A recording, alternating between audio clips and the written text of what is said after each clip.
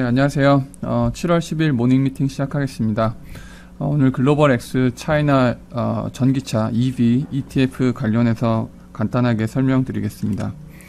저희가 얼마 전에 그 중국의 그 배터리 회사인 CATL 리포트를 발간했는데요. 그러고 나서 좀 많은 문의가 있었습니다. 이게 국내 개인 투자자들이 이제 좀 거래가 쉽지 않다 보니까 이거를 어떻게 투자해야 되냐. 그래서 근데 저희가 계속 좀 대안으로 제시 드리는 게 그 글로벌 X 차이나 EV ETF인데요. 일단 중국의 그 전기차 산업에 투자하기 굉장히 좋은 투자처다 그렇게 보고 있습니다. 중국이 지금 전기차를 굉장히 많이 이렇게 키우고 있는데 일단 전략적으로 봤을 때 이미 중국이 제가 보기에는 그 선진국이 이미 장악해버린 그런 내연기관은 별로 이제 관심이 없는 것 같고요. 어차피 이제 없어질 거니까요. 그래서 미래 산업인 전기차에 좀 집중하는 그런 모습이고요. 그런 거를 통해서 엄청난 사회 경제적인 그런 부가가치 당연히 창출할 수 있고 일자리도 많이 만들어질 수 있고요. 그리고 중국의 고질적인 문제 중에 하나인 그런 외부의 그 에너지를 의존하는 거, 석유죠. 그래서 이런 것들도 많이 축소할 수 있어서 굉장히 다양한 그런 효과를 기대할 수 있습니다. 그리고 전기차가 어찌 보면 5G나 아니면 인공지능, 자율주행, 그리고 친환경 이런 것과 모두 맞물려서 이런 시너지를 낼 수 있는 그런 산업이기 때문에 중국이 전략적으로 전기차를 키우는 거는 굉장히 크게 장기적으로 보고 있는 그림이다 그렇게 보고 있습니다. 그러다 보니까 당연히 중국 기업에게 유리한 그런 정책들이 나오고 이런 것들이 저는 장기적으로 이제 지속이 될 거다라고 보고 있는데요. 대표적으로 좀 전기차 중에서도 그 현지 기업들한테 좀 유리한 저가형 전기차의 보조금 지원을 집중을 하고 있고요. 그리고 테슬라 같이 이런 글로벌 기업들의 투자를 많이 유치를 하고 있어서 중국 내 그 자국에다가 무슨 배터리나 아니면 관련 소재, 부품 이런 전기차 관련된 생태계 조성에 굉장히 적극적으로 나서고 있습니다. 그래서 몇몇 기업들 얼마 전에 말씀드린 CATL 대표적인데요. 이런 기업들이 중국 기업들이 이제 두각을 나타나기 시작했고 어찌 보면 CATL처럼 이미 글로벌 플레이어가 된 이런 기업들이 많이 나올 수 있는 그런 가능성이 지금 보이고 있습니다.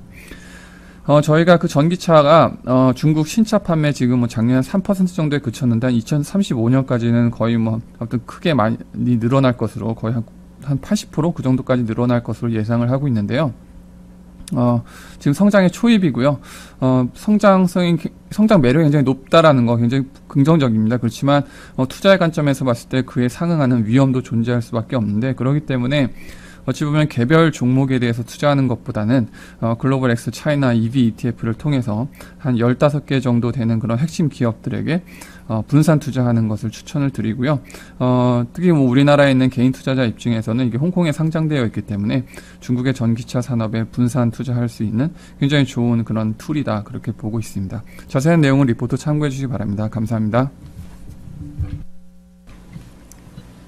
네, 이어서 NC소프트 말씀드리도록 하겠습니다. 최근에 NC소프트 상당히 좋은 주가 흐름들을 보여주고 있는 상황입니다. 그런 와중에 8월 둘째 주 정도에 2분기 실적을 앞두고 있는 상황인데요. 결론적으로 말씀을 드리면은 최근 NC소프트의 주가 상승은 물론 이제 신작에 대한 기대감도 있었지만은 작년 11월 달 출시되었던 리니지 2M의 상당히 놀라운 매출액 흐름에 대해서 많이 연동이 되는데요. 제 생각할 때는 2분기 실적 발표 이후에는 이런 기존 게임들의 실적 흐름보다는 본격적으로 신작에 대한 기대감이 주가에 반영되는 모멘텀이 시작되지 않을까라고 생각을 하고 있습니다. 일단 2분기 실적은 좀 말씀드리도록 하겠습니다. 2분기 실적 같은 경우에는 매출액을 한 45%, 영업이익은 64% 정도 증가를 해서 각각 한 6천억 그리고 한 2,100억 정도가 예상이 되고 있는 상황인데요. 이거는 조금 시장 컨센서스를 하회할 것 같습니다. 어쨌든 이 주요 게임들이 2분기 때는 좀 주요한 업데이트가 사실 좀 공백이었거나 오히려 조금은 역성장을 가져오는 결과를 가져왔기 때문에요. 상대적으로 이제 리니지 M 같은 경우에 1매출액은 요번 2분기 한 22억 정도로 지난 4분기랑 1분기 대비해서 조금 줄어들 것 같고요. 리니지 2M 같은 경우에도 한 1매출액이 28억 정도가 예상이 되고 있는데요. 그거는 출시 첫 분기에 42억이나 지난 1분기에 38억보다는 조금 많이 감소하는 모습을 보여드릴 것 같습니다. 어쨌든 지금 7월 8일부터 리니지 M 같은 경우에는 3주년 기념 업데이트가 출시 이후에 최대 규모 무료 컨텐츠를 제공하면서 시작을 하고 있습니다. 상당히 좋은 반응이 있기 때문에요. 지금 3분기 같은 경우에 리니지 M 매출액은 다시 늘어날 걸로 예상을 하고 있고요. 그리고 리니지 2M 같은 경우에는 출시 때부터 상당히 기다려 오시던 공성전 업데이트가 예정이 되어 있습니다. 따라서 이제 두 주요 게임들의 매출액은 3분기 때 다시 크게 증가하지 않을까 싶습니다. 이제 말씀드린 것처럼 신규 게임들에 대해서 본격적으로 반영이 될 것 같습니다. 이번 2분기 실적 발표에서는 저희들이 볼 때는 이런 실적보다는 바로 리니지 2M의 해외 진출, 그리고 블레이드 앤 소울의 국내 출시, 그리고 TL의 베타 테스트가 한마디로 일정이 이제 구체화될 걸로 보여지고 있습니다. 현재 이 세 게임의 해외 진출이나 국내 출시나 베타 테스트 모두 하반기에 일정의 지연 없이 이루어진다는 게 현재까지의 상황으로 보시면 될 것 같습니다. 자, 보시게 되면은 지금 이 그래프는 NC소프트의 매출액 증가율과 주가인데요. 말씀드린 것처럼 2019년도 11월 달에 리니지 2M이 출시가 됐습니다. 그런데 주가는 2008년 3월 한 1년 반 정도 선행해서 올라가기 시작했던 국면인데요.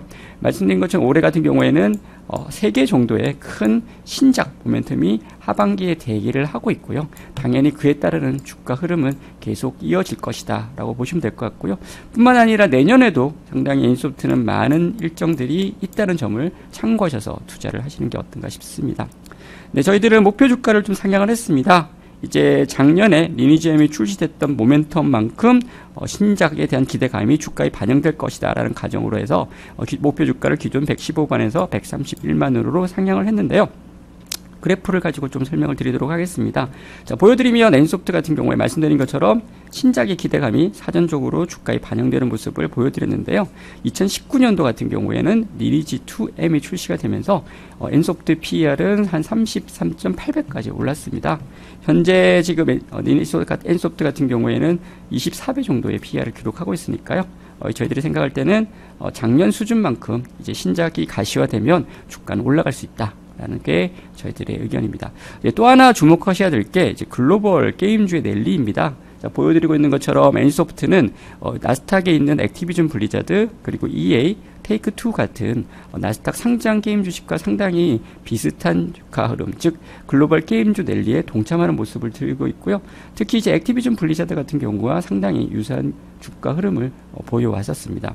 자, 그 이유 중에 하나는 이제 보시는 것처럼 대표적인 미국에 상장돼 있는 게임 ETF 같은 ESPO 같은 경우에는 지금 NC소프트가 이 ETF의 비중이 한 4.8% 그리고 이제 편입 비중으로 보게 되면 9번째 순위를 차지하고 있습니다.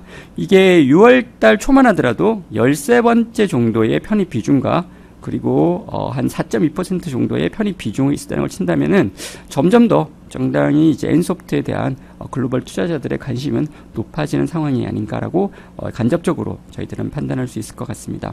어쨌든 지금 NC소프트 같은 경우에 상당히 양호한 실적 흐름이 예상이 되고 있고요. 3분기에도 그것은 이어질 것 같고 또 2분기 실적 발표를 통해서 신작에 대한 일정이 상당히 이제 구체화되는 그런 이벤트를 앞두고 있는 상황에서 글로벌 게임주들의 랠리에 상당히 NC소프트는 초대를 받아서 외국인들 매수세가 이어지고 있다는 점을 참고하셔서요. 투자하시는 게 어떤가 싶습니다. 네, 안녕하세요. 글로벌 인터넷 산업 담당하고 있는 정용재입니다.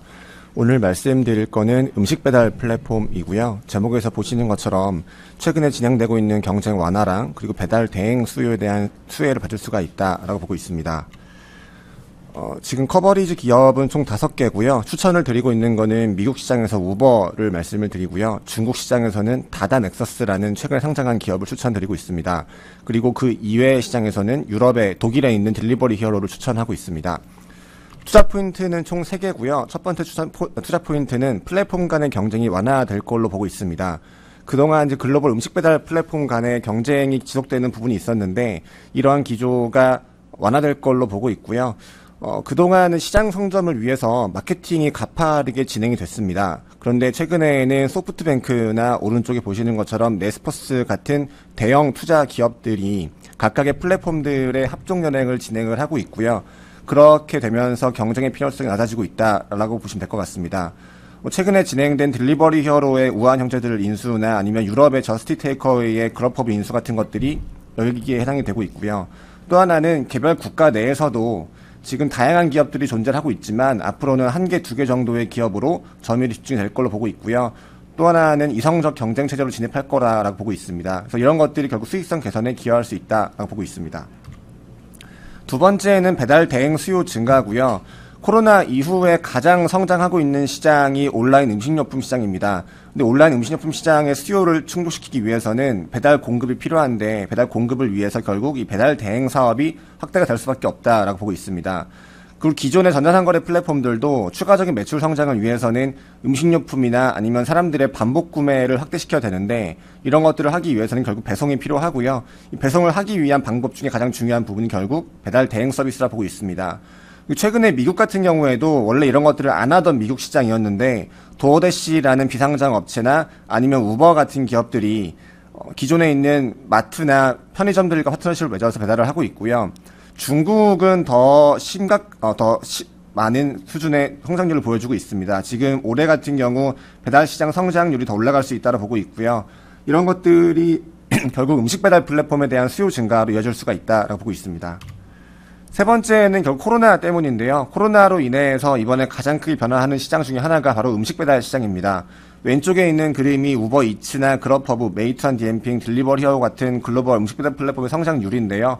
이번 1분기에 약간 주춤하는 경향이 있지만 2분기부터는 가속화될 수 있다고 보고 있고요. 또 하나는 오른쪽 그림 보시는 것처럼 코로나로 인해서 추가적인 마케팅비를 투자하지 않아도 신규 가맹점이 가파르게 증가하는 모습들을 보여줄 수가 있습니다. 그래서 이런 것들은 단기 성장뿐만 아니라 중장기적으로 온라인 음식 배달 시장의 성장을 나타낼 수가 있다고 보고 있습니다.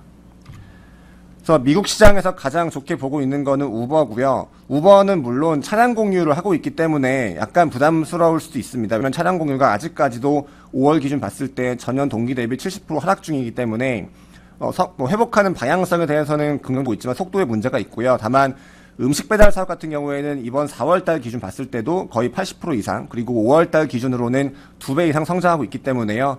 음식 배달과 세 번째로 음식료품 배달 시장의 수혜를 받을 수가 있다라고 보고 있습니다. 중국 시장에서는 다다 넥서스라는 기업을 추천하고 있고요. 지금 이 기업은 상장한 지가 한 달이 채 안 됐습니다. 6월 5일날 상장을 했고 6월 5일 당시에는 중국 ADR 기업에 대한 우려가 있어서 그렇게 분위기가 좋지 않았지만 지금은 ADR도 나쁘지 않고 또 하나는 중국 온라인 음식료품 시장이 이번 코로나로 인해서 가장 가파르게 성장하는 시장이라고 보고 있고요. 그리고 이 기업의 주주를 보면 징동닷컴과 월마트가 있습니다. 그래서 캡티뷰가 있기 때문에 안정적으로 성장할 수 있다고 보고 있고요. 그리고 다들 아시는 알리바바의 허마랑 경쟁하고 있는 관계고 심지어 알리바바의 허마보다 점유율이 높습니다. 그래서 그런 관점에서 봤을 때는 이번 코로나로 인한 수혜를 가장 크게 받을 수 있는 기업이 이 다다라는 기업이 아닐까라고 보고 있습니다. 마지막으로는 딜리버리 히어로라는 기업을 말씀을 드리고요. 딜리버리 히어로는 독일 회사지만 아시아에 여러 가지 사업을 하고 있고요. 특히 최근에는 국내에 있는 우한 형제들이 인수를 하면서 주가가 가파르게 상승하고 있는 기업이기도 합니다. 지금 유럽 내에서는 합종연행이 진행이 되고 있으면서 딜리버리 히어로의 경쟁 완화가 되고 있고요. 그리고 우한 형제들 인수 다음에 아시아에 들어갈 걸로 보이고 있고요.